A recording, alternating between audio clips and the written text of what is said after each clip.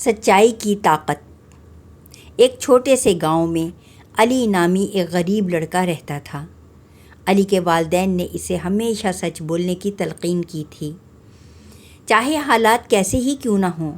علی کو یہ بات اچھی طرح یاد تھی کہ جھوٹ بولنے سے وقتی فائدہ تو ہو سکتا ہے، لیکن آخرکار سچائی ہی کامیابی کا راستہ ہے۔ ایک دن گاؤں میں ایک بڑی تقریب کا انعقاد ہوا۔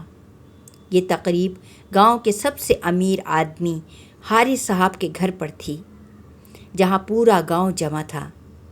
علی بھی اس تقریب میں گیا تھا تاکہ اپنے دوستوں کے ساتھ کھیل سکے۔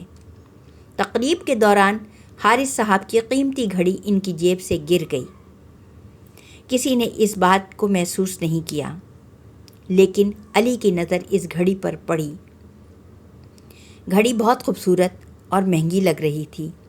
علی نے وہ گھڑی اٹھائی اور سوچا کہ یہ کس کی ہو سکتی ہے۔ علی کے دل میں ایک لمحے کے لیے یہ خیال آیا کہ وہ گھڑی اپنے پاس رکھ لے، کیونکہ وہ بہت قیمتی تھی اور اس کے پاس ایسی کوئی چیز نہیں تھی۔ لیکن فوراً ہی اسے یاد آیا کہ اس کے والدین نے اسے سچ بولنے اور ایماندار رہنے کی تعلیم دی تھی۔ علی نے فیصلہ کیا کہ وہ سچ کا دامن نہیں چھوڑے گا۔ وہ سیدھا حارث صاحب کے پاس گیا اور کہا، حارث صاحب، یہ گھڑی مجھے زمین پر پڑی ملی ہے، کیا یہ آپ کی ہے؟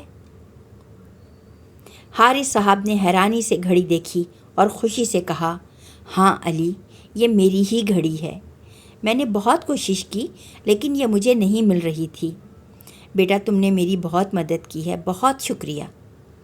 علی کی ایمانداری سے متاثر ہو کر حارث صاحب نے اسے انعام میں کچھ رقم اور ایک نئی گھڑی دی۔ علی نے یہ رقم اپنے والد کو دی اور کہا، ابو، آپ یہ پیسے رکھ لیں۔ اس کے والدین نے اسے دعائیں دیں۔ علی نے اس دن یہ سیکھا کہ سچ بولنے سے نہ صرف دل کا بوجھ ہلکا ہوتا ہے، بلکہ اللہ تعالیٰ بھی ایماندار لوگوں کی مدد کرتا ہے۔ سچائی کی طاقت نے علی کو اس دن سب کی نظروں میں عزت دلائی اور وہ گاؤں کے بچوں کے لیے ایک مثال بن گیا۔